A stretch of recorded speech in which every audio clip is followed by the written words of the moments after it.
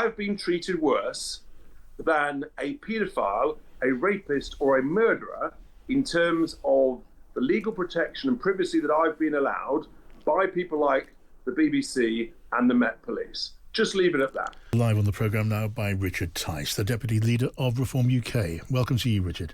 Good afternoon. Hi. So a few things I'm keen to discuss with you. Let me first ask your view on a story we're covering this afternoon.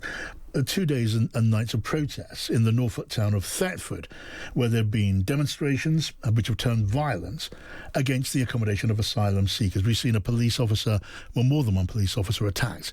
We've seen an officer bitten, an attack which drew blood. We've seen homes invaded. We've seen several people having to be evacuated from the area for their own safety. It's very, very ugly stuff, this. Richard, do you condemn it? Of course, we condemn all violence, always have done and always will. I have been in meetings all day, so I'm not across the particulars of that story, but the principle is crystal clear. And it's also suggested there's been outside agitation. Some of the people involved in this, these demos and in this violence are local people who are upset about the possibility of asylum seekers being accommodated in their area, including at a former military base. Some come from outside. What are your thoughts on inflammatory language and content from outside? There are two separate things there.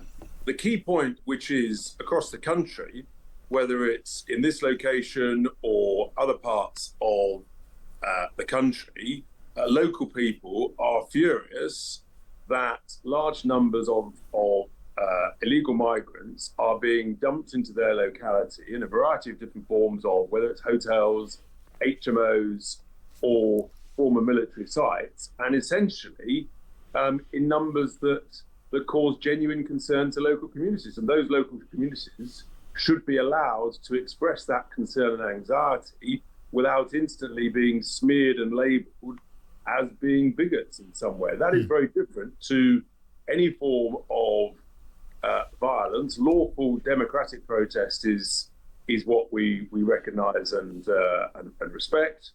The violent protest has no place in the United Kingdom.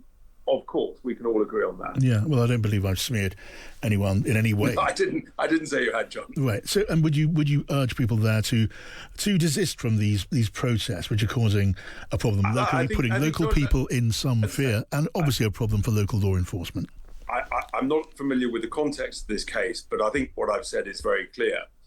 Lawful democratic protest is part of who we are. Violent protest has no place in the United Kingdom. Full stop. Well, I'm going to move on and talk about your latest policy, which is that chief executives of companies that knowingly employ illegal migrants should face jail.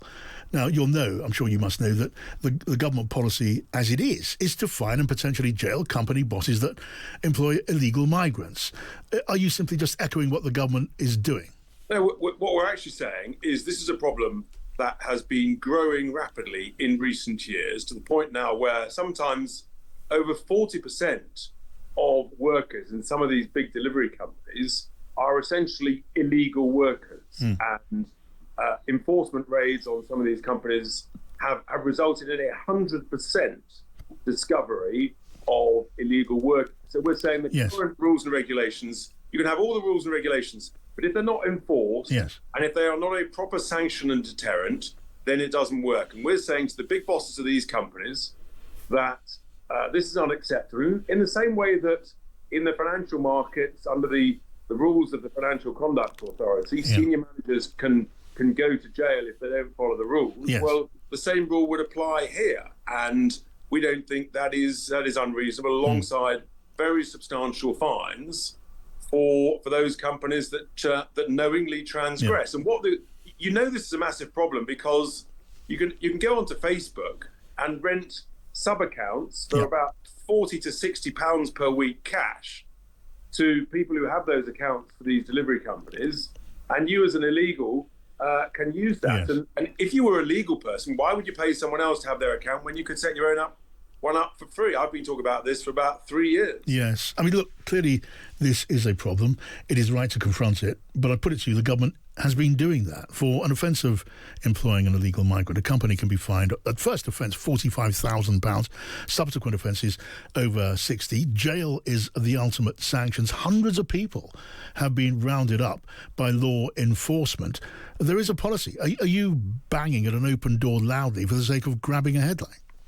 No, look, it's a drop in the ocean. It literally not touches the sides. I mean, 40 or 50 grand to billion-dollar businesses makes no difference whatsoever. It's not working. And but Deliveroo, Richard, apparently, is one of the companies that you cite, and they seem to be cooperating with the Home Office on joint policies. Of course they say they're cooperating. Of course all these companies say they're cooperating. They're not going to say they're not going to cooperate. They're big multi-billion-dollar businesses. The reality is, on the ground, if any of your listeners, when you next get a fast food delivery, just ask to see the identity of the person delivering it, and I suspect that at least 30 to 40% of the occasions, it will be a different person who is delivering it from the person that you are told delivers it. And the reason for that is they are sub-accounts. They are illegal rented accounts. Yeah, I mean, I don't want to take you literally if it's not the case. Are you suggesting that people receiving a meal in the evening from a delivery company should be asking to see the credentials of the person delivering it? That's not your suggestion, is it? No, I'm not. I'm just saying for those who are curious about this issue, just ask to see it, and you'll start to understand the scale of the problem here. And what it's doing is it's undercutting the wages of British workers. I've had people in Midlands and northern towns saying they used to get a good living by being a delivery driver until all of a sudden there was a local asylum hotel, and those asylum seekers, they get given bicycles, they work illegally through these sub-accounts, they don't have to pay any tax or anything, and all of a sudden it drives the wages down to the point where for local workers it's not worth working. So guess what? They then go on benefits. Everybody's a loser. Right. Okay, look, let me ask you about a story which has been thick in the air for some while now. Yet more reports, Richard, of money in the hundreds of thousands, even millions, flowing into Reform's coffers from unknown ultimate sources. Do you accept the need, Richard, for rules on party funding and the importance of observing those rules? We've observed all the rules at every level, and there's a lot of mischief-making, smearing, discrediting, particularly to myself and Nigel Farage, in a most disgraceful way. And all I would say to you, John, is just watch this space over the next 10 days. But frankly... What do you mean by that? Why do you say that? Just have a little patience and you'll discover what I mean by that. But frankly, it's been a whole load of nonsense printed and done to Nigel and to myself, and we're done with it. We've had enough of some of this stuff. Frankly, it's frankly outrageous, full of lies, innuendo, slander, defamatory stuff going on, particularly from some large mainstream organisations, and we're done with it. Okay, but when you say, wait, watch this space, we'll see something happen in the next 10 days, does that mean you will be answering some of the questions, which surely you have to agree are legitimate questions? You're just going to have a little bit of patience, but let me repeat what I've said before. Because I'm sure that you are not personally accusing me personally here live on air of breaking the rules. We have complied with the rules throughout this. Of that, we are totally confident, and that's our position.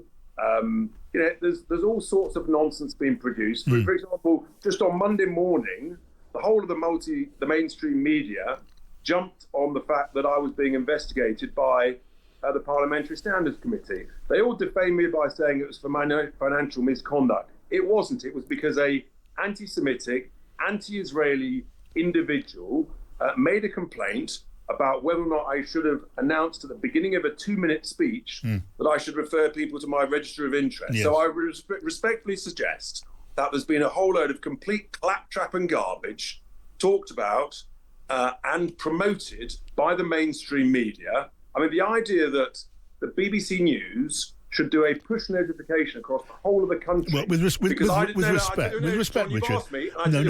But you'll understand, I'm not responsible for others reporting. I'm putting what I suggest a reasonable question. I'm just telling you right, this is the nonsense that I'm dealing with from the BBC. And just watch this space over the next 10 days. That's all I'm going to say. Oh, look, at the moment, you happen to be talking to Times Radio, and I'm keen to know, do you accept the basic principle that a party of government, of potential government, and potential ministers should not take large handouts in the millions of pounds from people with a close interest and a stake in government policy? That's a reasonable question. Do you accept that principle? Well, so are you going to ask that question of Yvette Cooper and Wes Streeting? I mean, all sorts of stories emerge about Yvette Cooper's always welcome in the studio, and I'll be looking forward to talking to her. But at the moment, Richard, I'm fortunate to have you in front of me. I just hope you ask her that very same question. I'll repeat the point, John. Right? We believe that we've complied with all of the rules in question and that are being talked about, and there's a whole load of nonsense, defamatory information which is swirling around, and I'm very confident in our position. And let me make one point clear. I've been treated worse than a paedophile, a rapist, or a murderer in terms of the legal protection and privacy that I've been allowed by people like the BBC and the Met Police. Just leave it at that. OK, well, I mean, if you'll forgive me, I won't leave it precisely at that. I will ask you one more question, which comes in this way. Can you tell me now that the money that went to reform through the companies which are vehicles for reform, which are your companies, that you know the ultimate source of the money that ended up with reform or with you who had lent money to reform? And can tell me that the ultimate sources in all those cases were legitimate under the law. And finally, Nigel Farage, when he took the £5 million cheque from Christopher Harborne, he had no idea of going back into politics, because it's been reported that there was planning in the pipeline, planning in the air to the contrary. And it's been reported by journalists who have openly stated that they hate and despise Nigel Farage, and who've literally done nothing else this year than try and smear and defame and discredit people like myself. So I repeat the point. But I'm putting the point to you, not as someone who has an axe to grind, Richard. I'm just looking for a reasonably straight response, if I may. We have complied with the rules. We are crystal clear that we believe, based on the advice we've had, that everything has been complied with. And that is the fact. And I can't say any more than that. You've asked me, do we believe we're complying with the rules? Yes, we do. And how many more times do people want to ask the question and regurgitate a whole load of libelous nonsense? Yeah. OK, but the only reason the questions keep coming, I'm speaking for myself, is that still a lack of answers. I'll tell you why they keep coming, because people keep printing, right, this stuff in different ways. It's all the same story, and the answer's the same. We've complied with the rules. All right, Richard Tice, good to talk to you. Lovely to talk to you. And we'll look forward to whatever may be coming in the next 10 days. Thank you for joining us. Pienaar and Friends, coming up.